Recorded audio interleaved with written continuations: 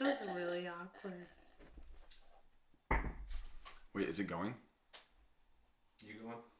Yeah, whatever. Do you guys want to start? Yeah. Even if we just got a feel for it. Just tell me when everything's rolling. It's rolling. Rolling. Rolling. Quick coffee! Okay.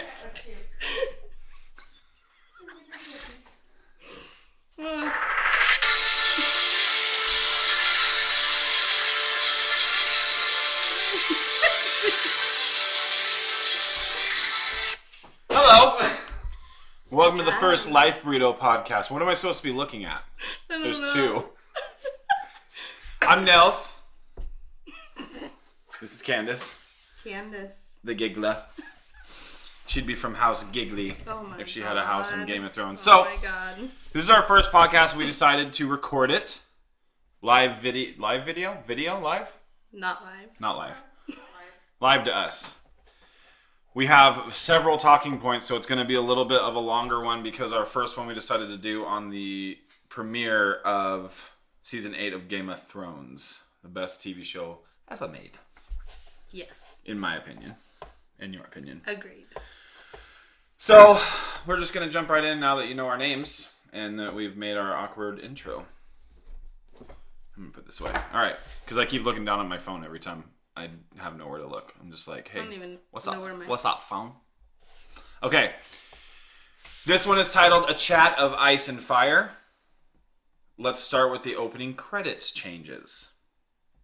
What do you have to say about it? I love it. You love it? What do you love about it? I was glad that they changed them because I kept getting really upset at the other ones because they just make little changes and the whole time they never changed the sigil on King's Landing. Yep. It was always just Baratheon. Yep, and it was weird because it was started in 2011 and this is actually the first major change and they really decided to dive really deep into King's Landing and Winterfell, so that I don't know if that's a tell to the audience that everything's just going to be based there, like they're not going to go off anywhere in the last 5 episodes.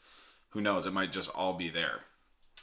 Yeah, and I think I read somewhere too online that the guys that made the opening credits said that they wanted to make it like what's there in the episodes is on the opening credits. And well, there you go. We got Last Hearth on there for the first time ever. And Lyanna's statue. She plays a bigger part in this season. Well, that's cool. Yeah, I don't know. Like, go on the comment section and tell us what you guys think of the new intro because we love it, and I don't care if you don't because I do, and I'm a fan, and I can have my opinion. And we're book and yeah, book and TV show fans. So we know the differences that are going on and how and where this season could have gone. As far as it didn't have to be the last season, it could have extended even into. I think they were saying it could have extended to like 13 seasons total. Yeah, it's pretty nuts. And I'm actually fine that it's ending because I'm too. For me, the TV show is a completely separate world than the books, and I'm really looking forward to the books continuing on and us getting the ending that Martin wants us to have. Yeah, I think that the book, the story deserves the real ending, but this will conclude the cinematic adventure. Yeah, one's been a really great series it's been to great. watch. The changes aside, and I don't think that they deferred too far off of the story as far as what they've been doing. They've just changed things, and it's the same outcome with a different path to the outcome, essentially. Yeah, that's what it sounds like for the most part. Yeah. Talking point number 2. Am I supposed to look at the camera every time I do a new talking point? Yeah. Is that like a thing? You can do whatever you want. Oh. This is your show? It's not a thing. Just don't pretend It's not. Get off my set then! Justin was tripping. So we're having accidents here. Not insured, so careful. So the first major scene that we're going to talk about is Jon and Dany coming to Winterfell for the first time together. It's Jon's return, and he has very different reactions from his siblings and even the Northerners as they're coming in. Yeah, it was very anticlimactic. It really was. In fact, nothing really stood out to me at all other than Arya. And maybe that's the whole point. Like, because she was a really big focus of that. And her reaction to seeing the Unsullied and to seeing Ned Umber experiencing what she did, you know. It really was an echo. And I think it's been said that we're going to see echoes from the first season and the 8th season. And I definitely saw that. 100%. But my reaction to Arya was one of excitement and like seeing her smile and seeing Jon in having that there, and then her reaction to seeing the dragons. Just I loved it. She was the only one that was really in awe, and they showed the dragons flying over obviously the Unsullied have already seen the dragons. They know the whole spiel, but the people of Winterfell, they've never seen dragons. Yeah. As far as we know. So, like, the fact that it was so just, oh, cool, dragons. Yeah, it didn't seem as even Sansa's shocked. was just, like, at first it looked a little, like, worried, but then it was just, like, she went straight back into, like, Sansa bitch mode. Like, very closed cool off dragons. and not happy about it. Yeah, no, she kind of ruined the, for me at least, watching. So the cool thing was when we were watching the after credits, like, the extended, like, going into the episode with the crew, they had mentioned that one of the cool things that they pulled into this was Arya letting the little kid get through to see, just like someone let her through to see when Baratheon and Cersei and all them showed up in episode 1. Right. I thought that was awesome that they pulled that all back together. So she got to basically pay it forward to another kid to see this big spectacle of a giant army coming into town and all these royals. Like, who knows who the royals are right now. We'll talk about that in a little bit. Freaking Winterfell Northerner title mongers. But yeah, I thought it was cool. Like, she pulled away for me kind of the I don't know, the reunion aspect of it, because she really, like, she gave Jon this, like, kind of a semi, like, oh, hey, how's it going hug, and then was more worried about, like, giving Daenerys the bitch face. Yeah. And just kind of like, yeah, Winterfell's yours, my queen. I mean, I've never felt personally that Sansa's ever been super excited or comforted, you know, when she reunites with Jon. Maybe other people have different opinions, but for me, she's always been closed off, and I think it's because he's her half-brother, not... And I think he pulled attention away from her. I think he pulled Ned's attention away. Because Ned obviously knew the whole time what was going on with him and why he was there and why he was part of the family. So I feel like she just kind of felt snubbed by Ed because she was just one of the daughters. She was never going to be a ruler of Winterfell. Yeah. No matter what. But now she is. Now she is. She's the Lady of Winterfell. Yep. Hooker. The Bran reaction. So what I've been reading and seeing a lot of, and it's actually really funny, is like... Bran's entire role in this episode was just to be the creeper staring at people in the back. Yeah. And I thought it was really funny when we watched that video earlier today where they put it to music and it was just him. Someone would be standing there and all of a sudden it would pan and Bran would just be sitting there, staring. Yeah, that's all he did. And Jon comes up to him. And that was kind of sad for Jon too, because he was so excited to see his siblings, and you could tell like the joy on his face when he saw Bran, and then Bran just kind of goes, "You're a man now." He goes, "Almost." It's like, dude, say hi to your brother. Yeah, you haven't seen him in 8 seasons. Yeah, but I think that's kind of to be expected now because of who Bran is and what he's turned into. Yeah, no, he doesn't really have emotion about anything, really. He's a very monotone, just and I think boring. I think Jon also saw a change in him and something different, and because he pulled away really quick. After he said that, he was like, "Oh, Sansa, like I'm gonna get away from this little creep." Like, what's going on with you? Yeah, you know. Mm-hmm. I think there'll be a conversation in the next like episode or two between the two of them, because I think that he knows, but he didn't really have time to like sit down and be like, "Hey, Bran, what's going on? Why are you so freaking weird?" Because he's a little weirdo. So those are the 3. Like them coming in, like it was obviously, like you said, it was pretty lackluster. Like you saw the Unsullied marching in, and then they cut to Jon and Daenerys riding in the middle of them, and then it was like a little bit of epic music, and then they were there. It's very probably intentional because the North doesn't want him there. Which Yeah, that's true. Is I think that they surprising because I don't understand why you wouldn't want help. Why you wouldn't want to help, and they chose Jon to be king in the North, and so it's. I can't put my finger on what the heck is wrong with all these Northerners that they just don't seem to care. Well, they're mad about this threat that's coming. They're mad because he gave up he bent the knee to Daenerys, so he essentially denounced his crown.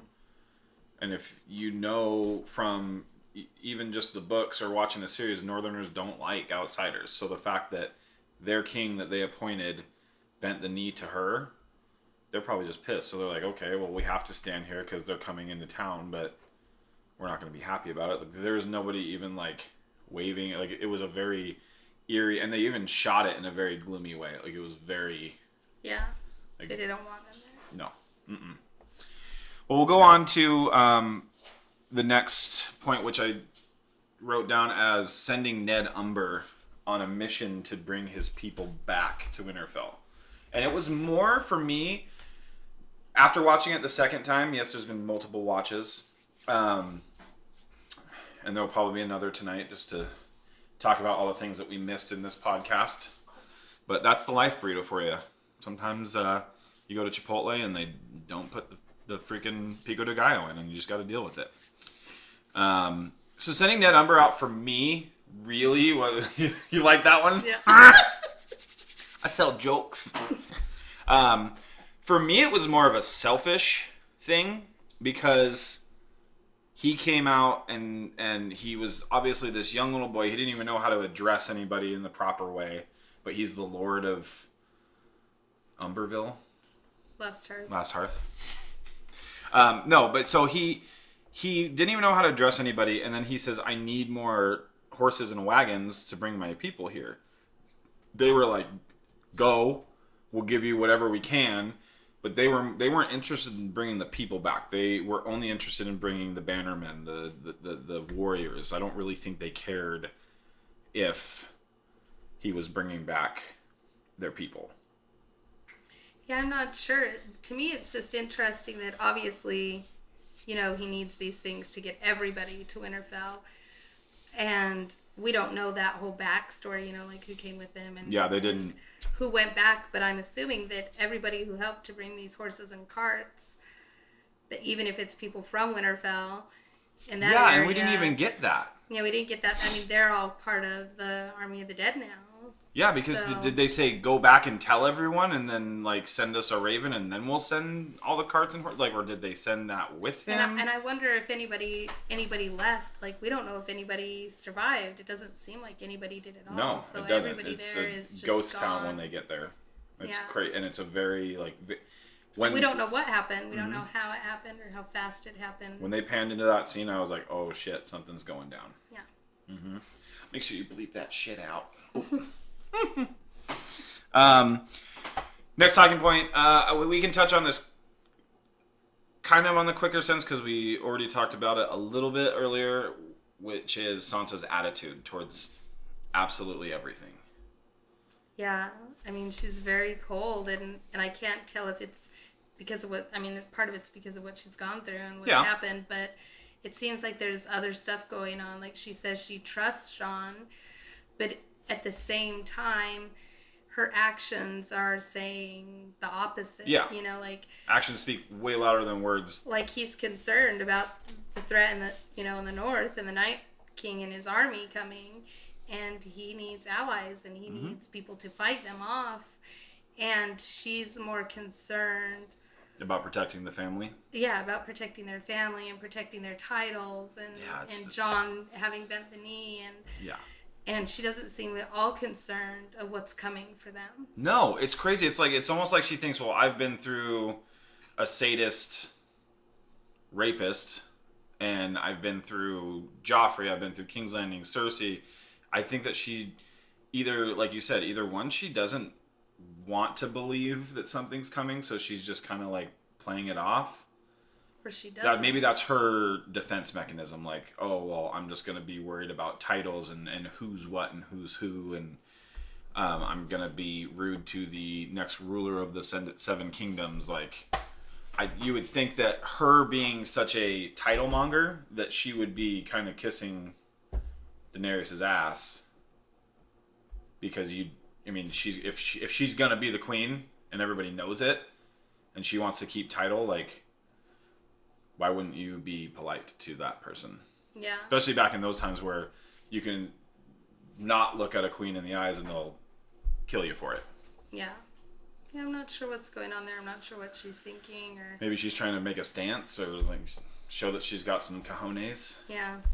I don't know. It's weird. But that also plays into the next talking point, which we can talk about, which would be why the hell are all of the Northerners so stuck about titles when there's a freaking army of the dead with a dead dragon literally riding their way. Like, everybody knows the wall's been broken through, so they know it's coming. Yeah.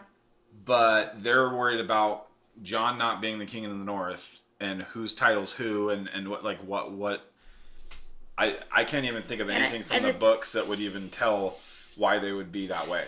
No, because it doesn't quite make sense to me either, and mostly because they chose Jon to be king of the North because they trust him, and I guess they respected him, but at the same time, they're not taking the threat that he's telling him is coming seriously. You know, like, they're concerned about so many other things, and he keeps saying, we don't have time for this. We can't be concerned about this stuff. This is dumb. Yeah. He's pleading to everybody. Yeah, he's pleading to everybody. He goes, why are you worried about this right now? Yeah.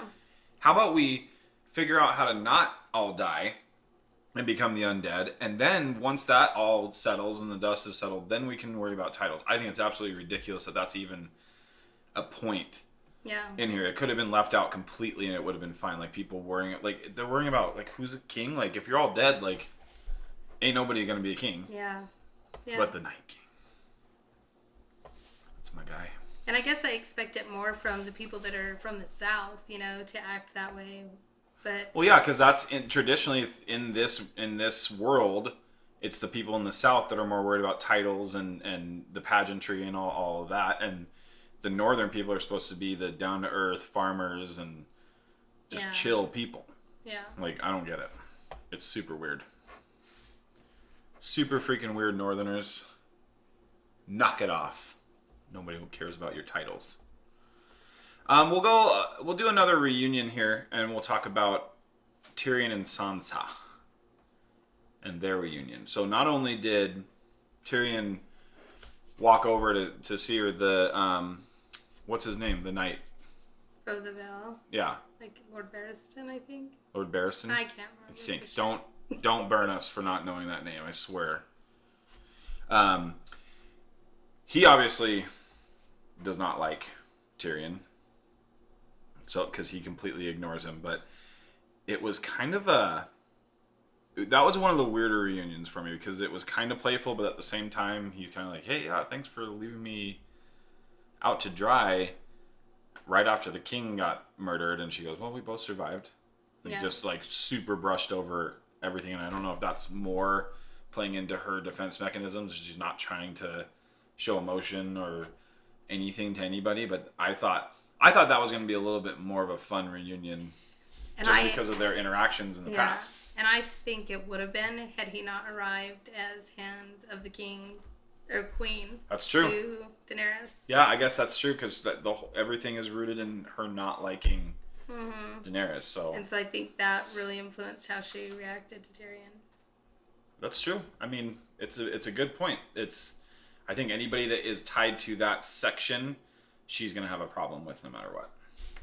Or, on the other hand, anyone that's tied to the Lannisters, she's going to have a problem with. Yeah. And it could have been hard for her to see him again because the last time she did see him, all that crap was going on. So, who knows? Yeah. The next one, this is your question. Mm-hmm. So I'm going to let you talk about it the most because this was your pull from the arrival of everybody. Are the Unsullied cold? Yes. Like, they're in the same outfits. that they've they were always wearing in been the desert. I did, yes, that they were wearing in the desert. I did notice that they have stuff covering their arms. They gave now. them sleeves. They gave them sleeves. Who knows what it's made out of, though? Exactly. And they're wearing metal helmets. We're in ice and snow and cold, and I don't know. I have Maybe no they're idea. insulated. Maybe, but they didn't seem to be. Or it maybe seems because crazy that they wouldn't just like give them a new wardrobe so they can be warmer. Maybe they figure, we don't have junk already. What's a little bit of cold? I mean, do they just not feel? They have to have some feelings. Well, Are they all going to freeze to That's death? actually interesting because when the Unsullied was first debuted in the Game of Thrones, didn't they mention something about how they can't feel? I don't remember about that feel. I think it was more like feelings, like their feelings are just like taken away from them. Yeah, I get it. Okay. Well, and their wieners. Yeah, and their wieners. Mm-hmm. Poor little guys. Well, I guess we'll And that never goes know for because the nobody's gonna. And that goes for the Dothraki too. I Dude, mean, those guys don't have shirts on. No. Most of them. Yeah. They're just riding around buck. I mean, they just must be really tough dudes. But it seems like being from the desert and the plains. Yeah, you would think that because they're both from super hot climates that they would be like doubling freezing. down on furs and trying to beat each other up for snow Yeah. jackets. Especially considering how a lot of people in the north dressed. I just keep remembering all of Ned Stark and They're all Robert's. bundled up. Like they don't have one. Gazillion Like their face is the only furs. thing that's uncovered. Yeah. They're even wearing gloves. I think in the first season everyone was wearing gloves. So it's I hope they don't all freeze. I like the Unsullied. I do too. So I'll be sad. At least they if have ice covered tents freeze. Yeah. and no fires. That was the weird part when they were showing the like army camps. I didn't even notice that. They showed the army camps and people walking around, but there was no fires. I'm like, dude, they're in the north and their tents are covered in snow. Why aren't there Poor fires guys. burning out?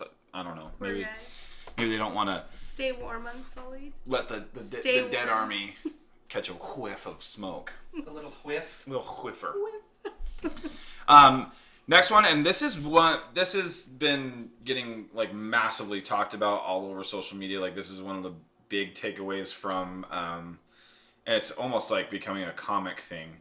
But let's talk about Cersei and the Golden Fleet's arrival. You know, the So- Golden Company. Golden Company, sorry, yeah. Yeah. So they actually, the funny thing is, rewatching the last episode of season 7 before watching the premiere, and then again today, I actually didn't notice the first time I saw that episode that Cersei revealed in that episode that he had gone to go get them. Oh yeah, that Euron went to go So ferry him for me, across. like that was and I didn't listen to it the second time either because before you guys came into town, I watched it and I didn't pay attention to it then either. So then going back and rewatching it again today, I was like, oh, she did say that. But for what the hell was that? Bless Quiet you. on the set. Get. I couldn't help it. Nailed it. Anyway, so Cersei and the Golden Company, everyone is really hammering on the fact that she was so disappointed about the elephants, Yeah.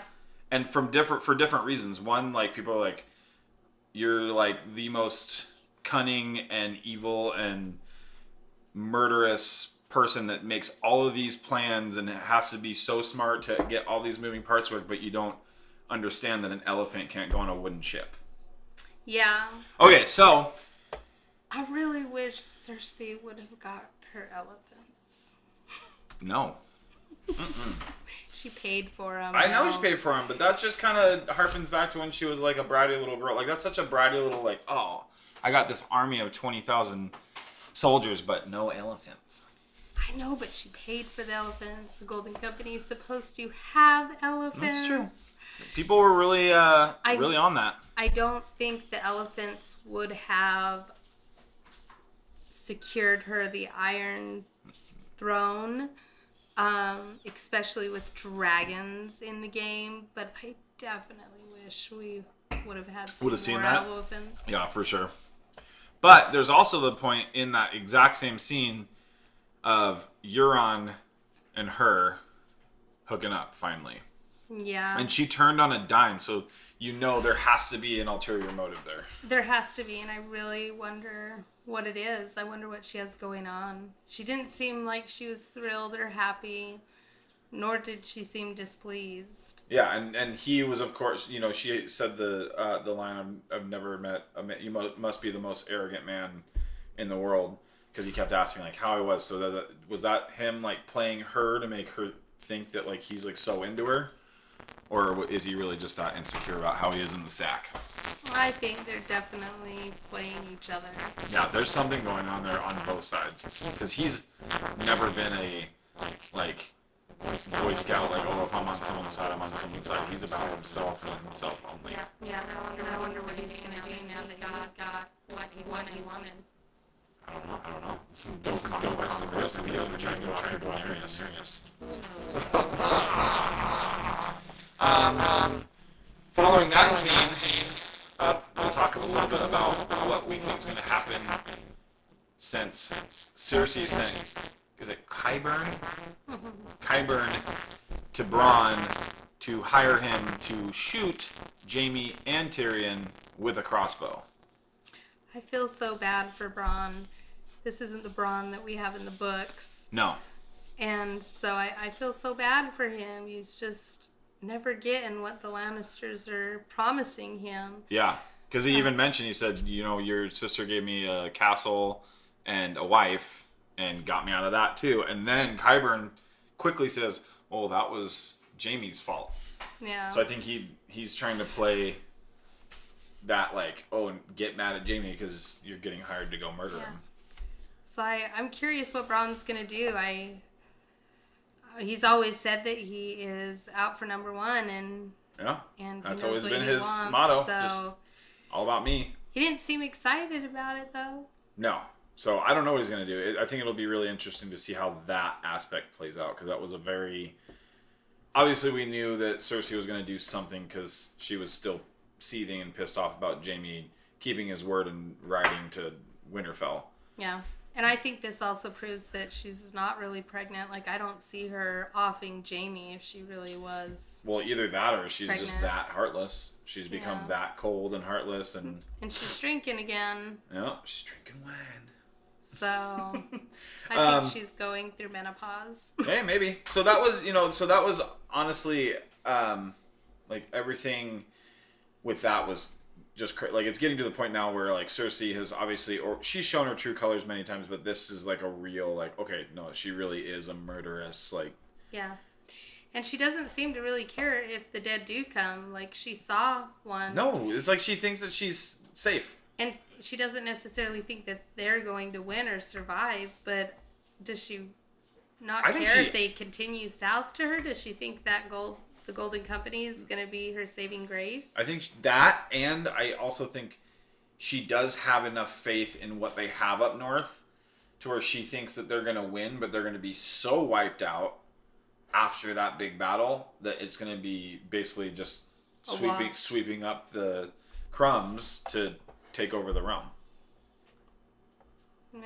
Yeah, who knows? Next one we're going to talk about is the dragon ride. So in that scene, it starts out with Daenerys and Jon walking through the camp. And Daenerys is saying, your sister does not like me. Right. So, was that I care that your sister doesn't like me, or your sister better fall in line because I'm going to be the queen? I think it's a warning.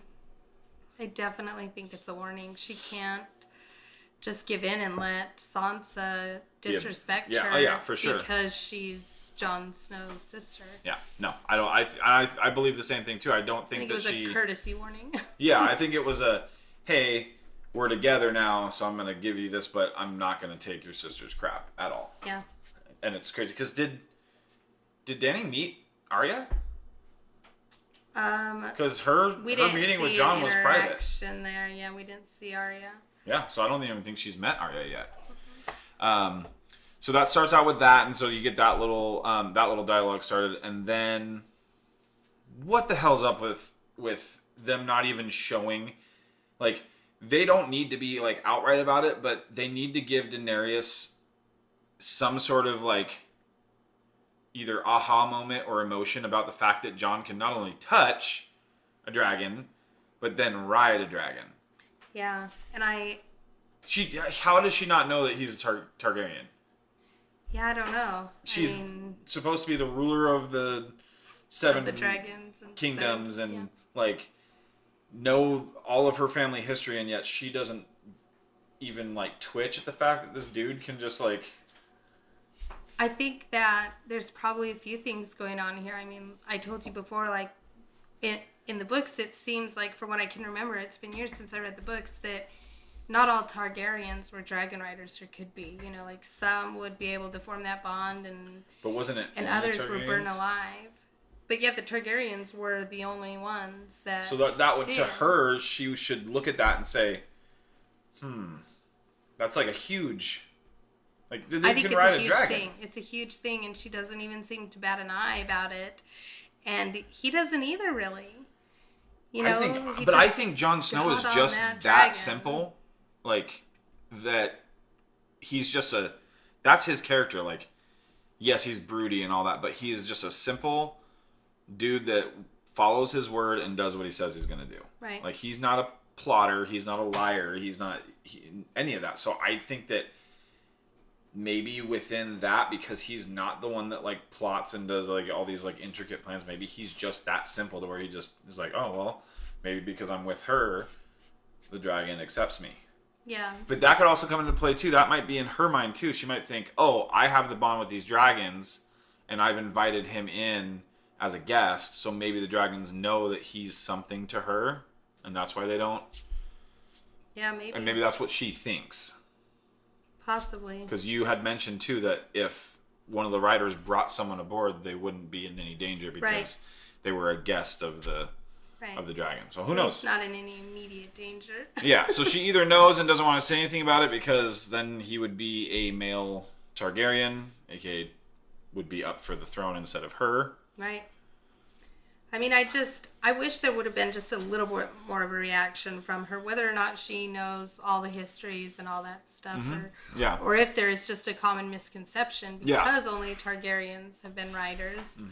I don't know, but at least some were like Something questioning, subtle. like, this was really fast, you know? Yeah, something subtle. Even like, so when she's smiling at him, like getting up on the dragon, maybe she's smiling because she thinks he's going to fall off or the dragon will shake him off. And then when he gets on, give her like a little bit of a emotion change. Like, okay, he's on a dragon.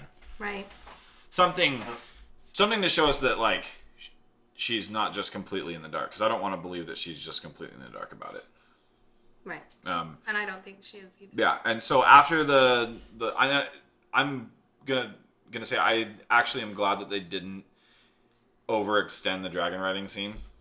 I feel Right. like it was like a perfect amount of time I agree. because it was enough to like show that he was like holding on for dear life, but not like, okay, like how long is this gonna last? And then they land and jokingly talk about how they could stay hidden there for 10,000 years and no one would find them. Do you think that's just a joke, or do you think that was her kind of speaking to the I don't want to be doing all this and just be with you, like flirty, like new relationship type garb? I mean, I think part of it's probably real feelings. I mean, they're about to fight the Night King, and they both know what he is And what he can do. and what he can do and what they're up against. And now they know that not only did they lose Viserys, but he is part of the Night King's army now, and so they're Both conscious of that, scared. and they're scared of that, and they should be. Yeah, I mean everybody should be there, but he has an evil dragon, Right. even though they have two. And it would be easy to just hide away. And wasn't he the biggest one? No, that's Drogon. Drogon's the Drogon's largest. the largest, And okay. then Viserys was the smallest Oh, of okay. the three, if I remember correctly. Gotcha. Okay. I think right after that, I think one of the next biggest moments was when Arya sees the Hound. So they set the scene for a double reunion because Gentry's there, and the Hound's sitting there giving him crap, saying, "Whoever makes weapons for the wildlings is cockless," or whatever he said, and he's like kind of making fun of him, and then you hear Arya's voice telling him to let him be. And the Hound immediately knows that voice and turns around and is like, "Oh, okay." I think it's interesting that she sought him out, and She wanted him to see Yeah. her, that she's there. that she's there, that she's alive, Mm-hmm. and just to address that, you know, and I think it was a great reunion. The Hound seemed proud almost. Yeah, that when she was when, alive. after he said you left me to die, she said I robbed you first, and he like perked up like a proud dad almost, Yeah. like, oh, okay, Like that's my that's girl. the reason you're alive. Yeah, basically, you know. So he knows that he's mad at her obviously because she left him to die, but at the same time he's like, okay, you were actually listening to my survival tips, and because they created kind of a bond. It was almost like, Interesting. oh, is she gonna pull him off of her list? Do you think he's still on there? I think he's on there. I do too. Just her Specifically reaction because when she sees him riding into town. Yeah. And the fact that she sought him out first. Yeah, and she went to find him. Yeah, he was the first one she confronted. Yeah, so I thought that was a really cool and kind of complex reunion. And then there's the Arya Gentry. That one didn't. I Reunion. didn't get much of a reaction out of that. I can't even remember their dialogue really. It was kind of, to me, it was a little bit too elementary. Like they were like doing this little. He was like trying to flirt with her, but it wasn't even like fumbly flirting where it becomes charming. It was just kind of like Awkward. forced, almost like. Yeah, forced. Oh, they're back together on camera for the first time. We better make sure that we make that tension again. It was perfect back when they first met each other because it was something new, and they had a little bit of that spark. And he tell her something like, "You could be my lady." Yeah.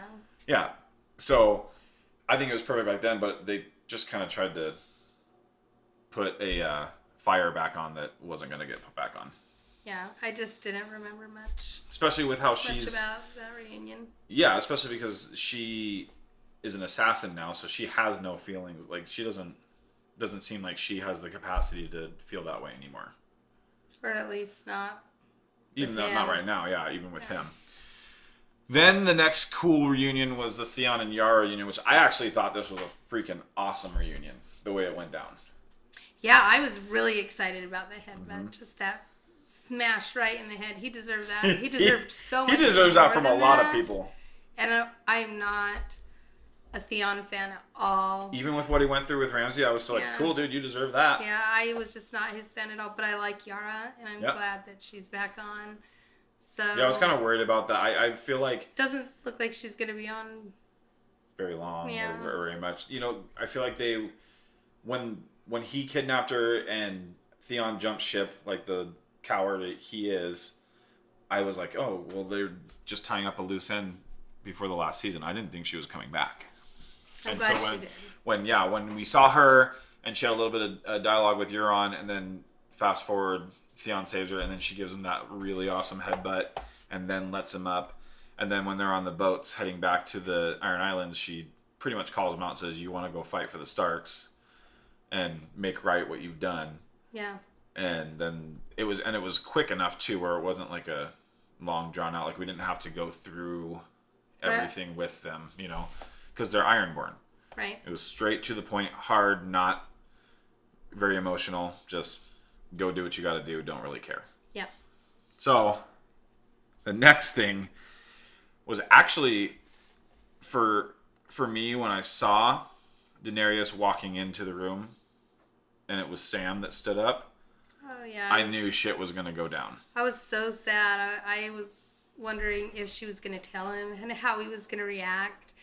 And he did such a great job. Oh, like, man. between the difference between the reaction for his father, which I think he could have accepted and forgave. Understood. Yeah, even. understood and forgave her for. Yeah, I think so too.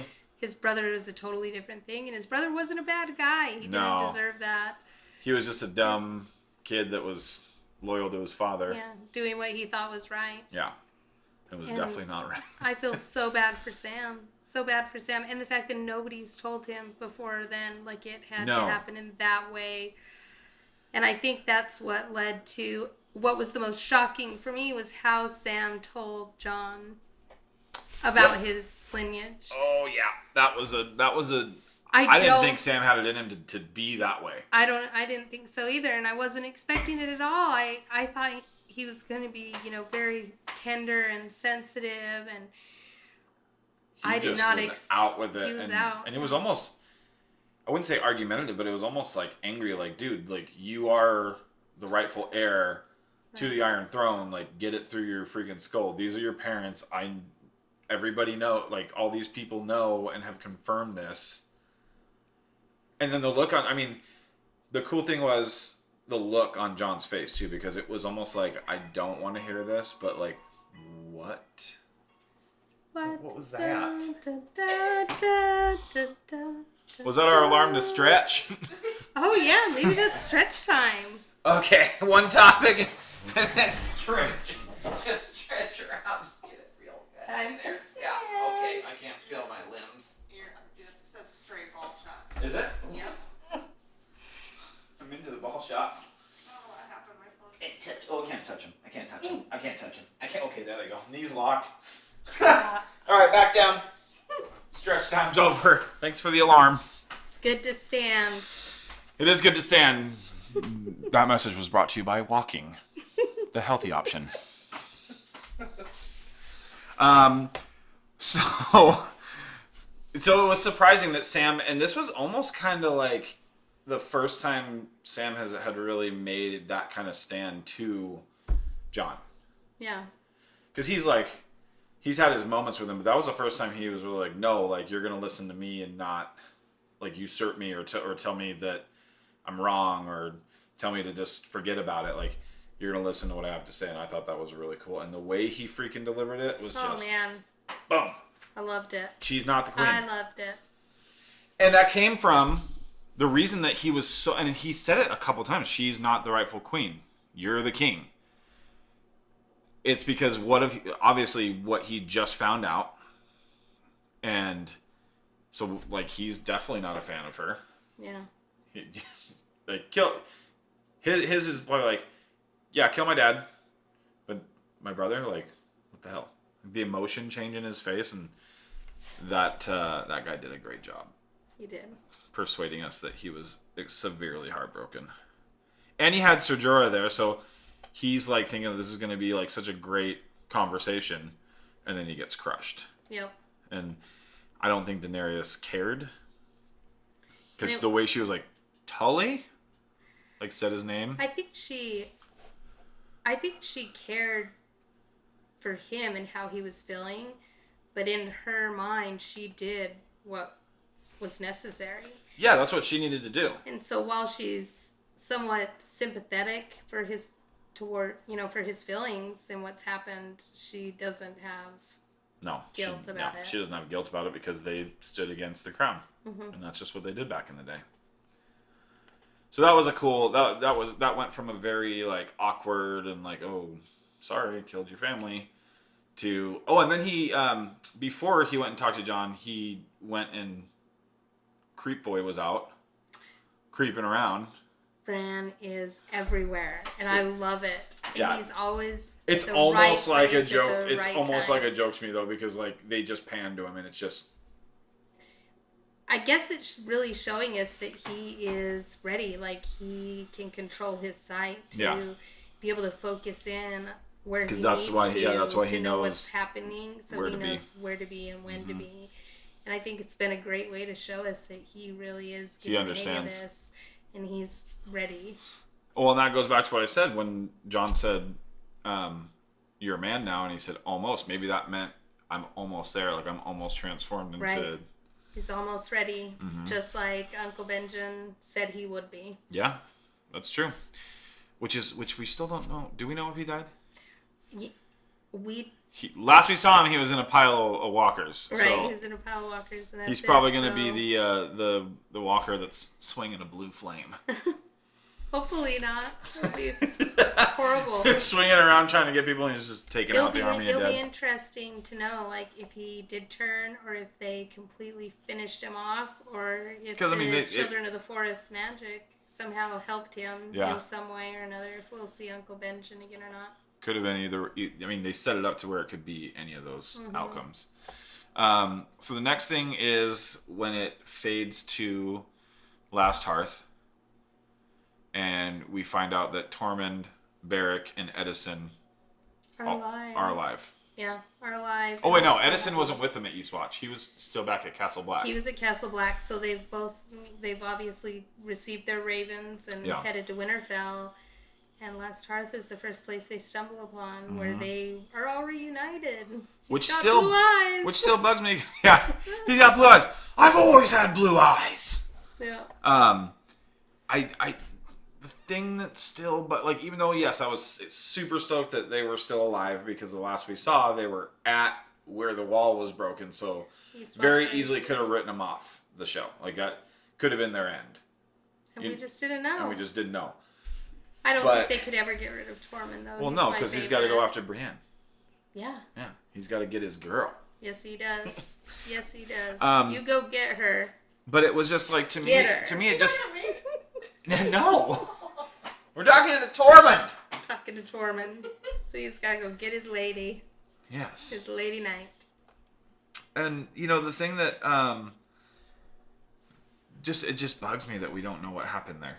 Like, we don't know how many people from Winterfell were there and got killed. Like, and then when they walk up on poor Ned. Or how Tormund and Beric survived Eastwatch. Yeah, I want to know how they got out. Like, do a flashback, like, real quick. I just want to see. Like, what did you do? Yeah. How did you make it out? It doesn't make any sense. But they're there, and they're walking around, and they come up on poor little Ned. Right, Ned Umber. Like, why did they pick Ned Umber? Like, anybody could have been stabbed through the middle, in the middle of a leg and arm spire. But this is the second child now that he's done that to. That's true. It is maybe children, the first children. So Maybe, he I'm uses not sure. children because they were the first children that turned him into the Night King. Yeah, the Children of the Forest. I'm not sure, but it's very interesting. And why with the spirals? I think that comes back somehow to the Children of the Forest as well. Right. We see how we see them everywhere. Or we've seen them here and there, I guess. Yeah, the but seasons. I mean, it makes sense because that tree had that spiral around where he was created. So maybe that's ingrained into him. And that's just how or maybe he is trying to communicate a message. And send a message. I think he is Maybe that's trying like, to send this a is message. my territory now. And I think he is trying to send a message to someone specific. Maybe he doesn't know who. Yeah, because we don't know his intelligence level. We don't know, like... Or what he's after, you know, what his motives are. I know that he's a badass and he can chuck a spear, but you don't have to be a brainiac to chuck a spear. Yeah. You know, it's going to be interesting to me if they actually explain, like, what's going on. Like, I think, and I'm not a huge fan of, like, flashbacks and shows and whatnot, but even if they did a flashback to, like, who he was before all that happened and why was this the dude that was he the leader of the army of men, because she said that's who they were fighting. Yeah, they were getting killed by the first men, so maybe he was like a leader of the first men and that's why they chose him to be the Night King. Very possibly, but that's also a theory. Yep.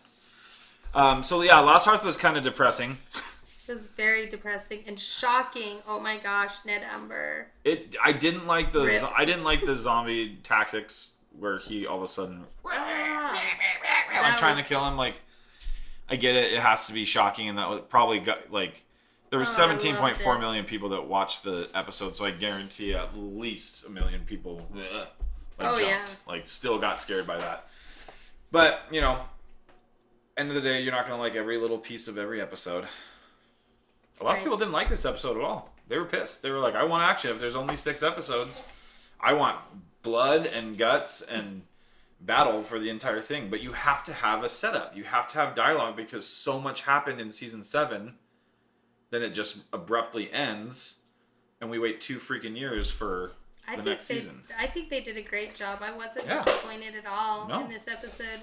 I would have liked it to be longer. Well, yeah, I want all of them to be 4 hours long. Little more action would have been nice. Yeah, I think it would have. I'm happy with how it was, and I'm really looking forward to next Sunday. Yeah, it's gonna be. I think that's gonna be an awesome one. There was a lot of people though in this episode that I wish we would have seen that we didn't see. Yeah.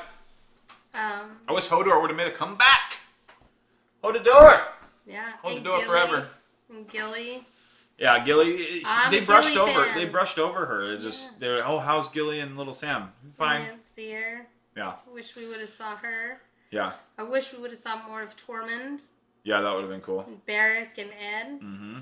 And even more of Jamie and him heading. Yeah, that would have been cool to South. see a little bit more than just a cut scene from the end of season 7 to last scene of. And it's a great cliffhanger. It's a great. No, that was cliffhanger. awesome. It was he rides into town, and you called it too. I was like, okay, who's this gonna be? And you're like, it's Jamie. I was like, no, we haven't seen him all episode. Like, we don't even know that he's like approaching Winterfell because we don't know how long after the day of season 7. Right, people are Like, just we don't know kind how of long it's popping up. transitioned. Right, people are just kind of popping up all over Yeah. the place. They're just And I know it's not a beelining super long across ride the from. kingdoms. Yeah, I know it's not a super long ride from King's Landing to Winterfell. I think this was like 3 days. Yeah, or 3 something days, like but that. like still, has it been 3 days since? Does that mean it's only been 3 days since that last episode? Yeah, I in don't know. the universe, we don't know. They didn't give us a timetable or a setting. They just all of a sudden had the Unsullied and all the dragon glass carts and all that come in, and they just kind of left it on at that. Like, okay, we're back. Mm-hmm. But yeah, no, the just Jamie riding in and then looking around, and he's almost looking around like, oh fuck, like what am I gonna do? I'm here without the army. What are they gonna say to me? Yeah. And then he turns around, and I saw that little wheel. I knew it too. I said it. I think I said it out loud. I was like, oh man, wait till he sees Bran. And the first thing, he freaking turns around and you see the wheel, and there's Creep Bran just. Again, no right place, right time. He knew exactly where he wanted to be, so he knew Jamie was coming and Yeah. coming along. Well, and he did that the whole episode. He said, we don't have time for this. They're coming. He keeps saying that. He keeps trying to tell people, like, quit arguing about random crap. We don't have time. They're coming.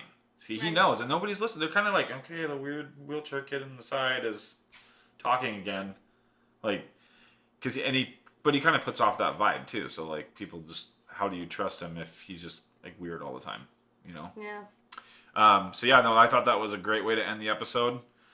There was a lot to unpack with this episode, obviously. So this was, I think we consolidated those pretty well. Yeah. Because I probably could have spent about 10, 15 minutes on each bullet point, and that probably would have been about a 3-hour podcast. Right. And I think I could do about with 6 more viewings. Oh yeah, Catch everything. of course, yeah. We're gonna go back. I want to go back and watch it again too, because All I the want to little catch Easter eggs. absolutely every Easter egg. I want to know the episodes back and forth. So I think the next one we're gonna do is gonna be kind of a mixture. So we wanna go and do some of our theories, as well as analyze some fan theories that we've both been reading and seeing. Right. What we think of them, and then we'll analyze the second episode of Game of Thrones. Dun, dun, dun. Yeah, so I hope you guys enjoyed it. I know we did, even with our hack crew back there. Yeah. Just kidding, guys. You're great. Just kidding. You're great. You guys are great. You guys are great. Love you. Love you. Love you. No, it's this is what we're gonna be doing. We're not a Game of Thrones podcast, so don't take it that way. Life Burrito is gonna be pretty much everything under the sun. There's no label to it. So if there's things that you want to hear us chat about or do a podcast about, put it in the comment section and we'll take a look. We'll add it to the ingredients of our Life Burrito. Oh yeah! So until then, we'll see you next time, guys.